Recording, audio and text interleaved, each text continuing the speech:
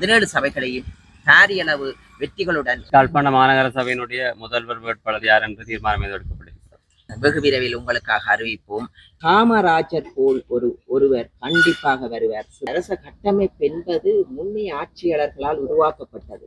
அடிக்கத்தான் அம்மியின் நகரும் என்பார்கள். எதிர்கட்சிகளுக்கு அவர்களுக்குள்ளே அடிவார், தமிழ் கட்சிகளுக்குள்ளே அடிவாராக தேசிய மக்கள் சக்தியை தோற்கடிப்பதற்காகவே எல்லாரும் அணிதிரண்டு எங்கள் நாடு வங்குரோத்தடைந்த நாடு ஆபத்தான நிலையில் இருக்கிறது. நாங்கள் எவருக்கும் ஆதரவு கொடுக்க போறதில்லை. பல தகவல்கள் வருகிறது. இராணுவத்தில் இருந்து வெளியேறியவர்கள் குற்றச்செயல் செய்தார். முன்னைய காலத்தில் அவ்வாறு பேஸ்புக்கில் முகப்புத்தகத்தில் ஒரு லஞ்சம் வேண்டியதை வெளியிட்டிருந்தால் நாங்கள் நினைக்கின்றோம் மரமும் பட்டையுமாக மக்களும்.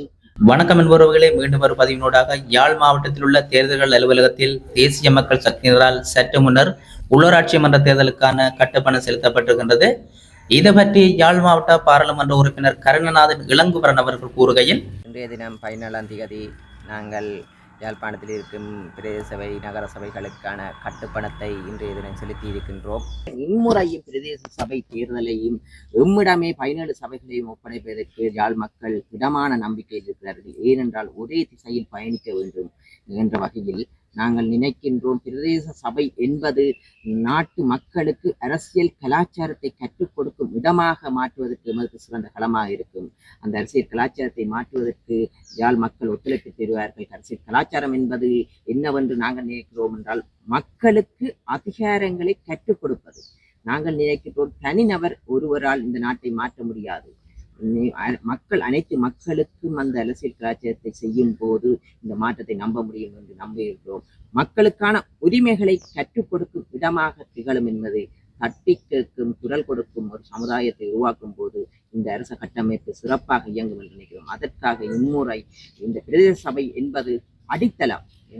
முன்பள்ளி எவ்வாறு சிறப்பாக இயங்குமா என்றால் தான் மேல் வளர்ச்சி அதிகரிக்கும். அதனால் இந்த முறை இந்த பிரதேச சபை 17 சபைகளையும் யாழ் மாவட்டத்தில் கைப்பற்றுவோம் என்ற திட்டமான நம்பிக்கை இருக்கிறது. மக்கள் ஆதரவு இன்றும் இருக்கின்றது. அதிகளவான பாராளுமன்றத்தை விட அதிகபட்ச ஆசனத்துடன் எமக்கு தருவார்கள் என்ற நம்பிக்கை எமக்கு இருக்கிறது. நாங்கள் என்பது தேசிய மக்கள் சக்தி என்பது தமிழ் கட்சியும் இல்லை, சிங்கள கட்சியும் இல்லை, முஸ்லிம் கட்சியும் இல்லை, மனிதநேயம் கொன்ற அமைப்பாக நாங்கள் திகழ்வோம். இன்று அந்த அமைப்பை பலப்படுத்தி கொண்டிருக்கிறோம்.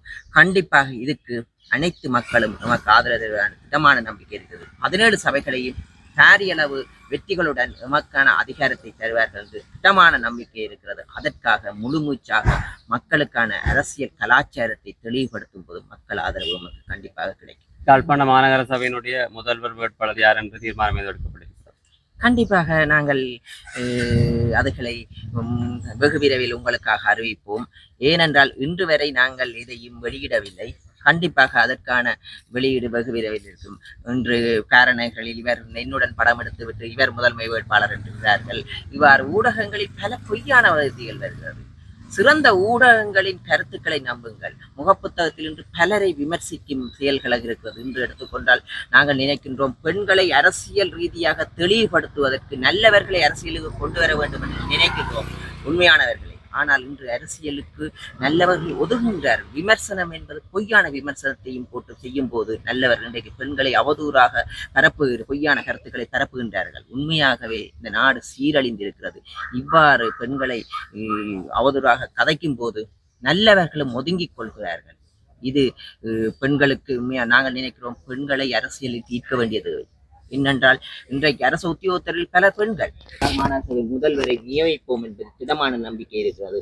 அது எங்களுக்கு காமராஜர் போல் ஒருவர் கண்டிப்பாக வருவார். சிறந்த ஒருவர், நேர்மையானவர்கள். நேர்மைதான் நமக்கு முக்கியமுடைய. கண்டிப்பாக நேர்மையால் எதையும் சாதிக்க முடியும் என்ற திடமான நம்பிக்கை, நேர்மை இந்த நாட்டில் வெல்லும் என்ற திடமான நம்பிக்கை இருக்கிறது. எமது ஆட்சியை குழப்புவதற்கு பல பொய் பித்தலாட்ட கருத்துக்களை கொண்டிருக்கிறார்கள். கண்டிப்பாக இந்த மாநகர சபையில் நாங்கள் கைப்பற்றி அதிக ஆசனத்தில் இந்த மாநகர சபையில் முதல் முறையாக மேயர் வேட்பாளர் எமது தேசிய மக்கள் சக்தியில் அரசாங்கத்தின் மேயர் வேட்பாளராக ஒரு மனிதநேயம் கொண்ட அமைப்பென்ற வகையில் தேசிய மக்கள் சக்தி இம்முறை மாநகர சபையை கைப்பற்றும் என்று திட்டமான நம்பிக்கை இருக்கிறது. அதே நேரம் 17 சபைகளையும் எமது பெரும்பான்மையான அங்கத்தவர்களுடன் ஆட்சி அமைப்போடு திட்டமான நம்பிக்கை இருக்கிறது. மக்கள் ஆதரவு கண்டிப்பாக கிடைக்கும். நாங்கள் நேர்மைக்கு முதலிடம் கொடுக்கின்றோம். ஆட்சி அமைக்கின்ற சந்தர்ப்பத்திலே சில வேளைகளில் உங்களுக்கு உரிய அது ஆணை கிடைக்காவிட்டால் எந்தெந்த கட்சியோடு கூட்டணி அமைக்கின்றது தொடர்பாக பேச்சுவார்த்தைகள் எதுவும் முன்னெடுக்கப்பட்டிருக்கிறதா? கண்டிப்பாக நாங்கள் மனிதநேயம் கொண்ட அமைப்பு, கண்டிப்பாக நாங்கள் பெரும்பான்மையுடன் எமது அமைப்பு கண்டிப்பாக ஆட்சி அமைப்பு திடமான நம்பிக்கை இருக்கு. மக்கள் இன்று சிந்திப்பது உலகமயமாக்கலை.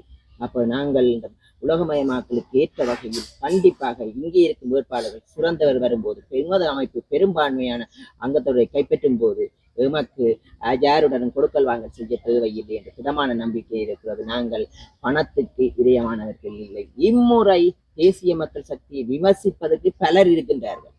முன்னைய காலத்தில் அரசியல் கட்சிகளை விமர்சிப்பது குறைவு. எதிர்கட்சிகளுக்கு அவர்களுக்குள்ளே அடிவார், தமிழ் கட்சிகளுக்குள்ளே அடிவாராக தெரியும். ஆனால் இம்முறை தேர்தல் என்பது தேசிய மக்கள் சக்தியை தோற்கடிப்பதற்காகவே எல்லாரும் அணிதிரண்டு ஒரே அணியில் தேசிய மக்கள் சக்தியை தான் விமர்சிப்பார்கள்.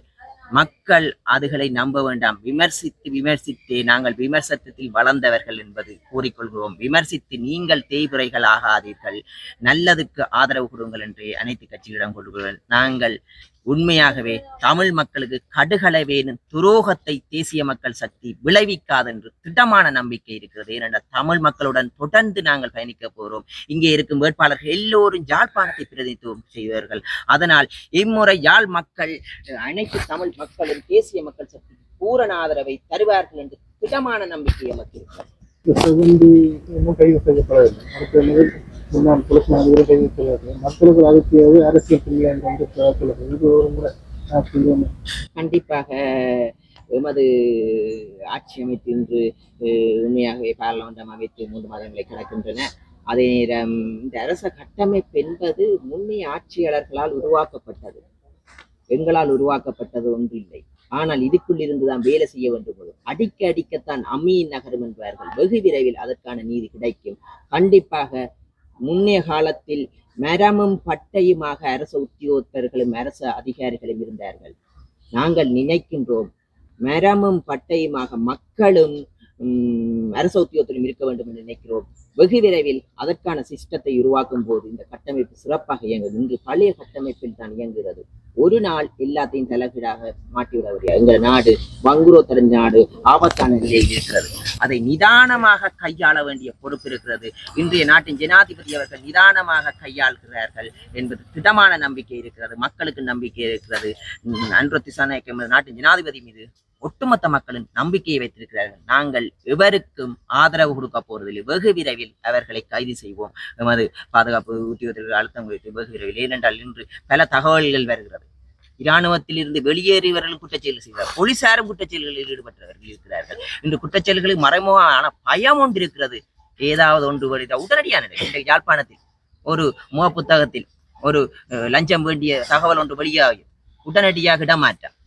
அப்போது நாங்கள் நினைக்கின்றோம் முன்னைய காலத்தில் அவ்வாறு பேஸ்புக்கில் முக புத்தகத்தில் ஒரு லஞ்சம் வேண்டியதை வெளியிட்டிருந்தால் இன்று அவர் ஜெயிலில் இருப்பார், வெளியிட்டவர். ஆனால் நாங்கள் அதைத்தான் கூறுகிறோம், மக்களுக்கு உரிமையை பெற்றுக் கொடுப்பது. நாங்கள் நினைக்கிறோம் எங்களிடம் அதிகாரம் இல்லை, மக்களிடம் அதிகாரத்தை பெற்றுக் கொடுக்க இந்த அதிகார சபைகளை கைப்பற்றுவதற்கு அதற்காக அதிகார சபையை கைப்பற்றும் போது இன்னும் அதிவேகமாக வேலை செய்யும். இந்த நாட்டில் போதைப் பொருளை ஒழிப்பதா, முன்பள்ளியை சிறந்த முறையில் அமைப்பதா, தாய் செய்யும் பிள்ளைகளை கவனிப்பதா, இந்த முன்பள்ளி பிரதேச சபைகள் தான். அதனால் இந்த பிரதேசத்தை கைப்பற்றும் போது இந்த அடிமட்டத்தில் இந்த வேலை செய்வதற்கு இலவாக இருக்கும். அதற்காக இங்கே இருக்கிற நல்ல இளைஞர்கள் நாங்கள் பிரதேச சபைகளில் போட்டியிருக்கிறோம். அவர்கள் நேர்மையானவர்கள் என்று கூறுகிறோம். ஏனென்றால் காமராஜர் போன்று நேர்மையானவர்கள் இந்த இடத்துக்கு தேவை.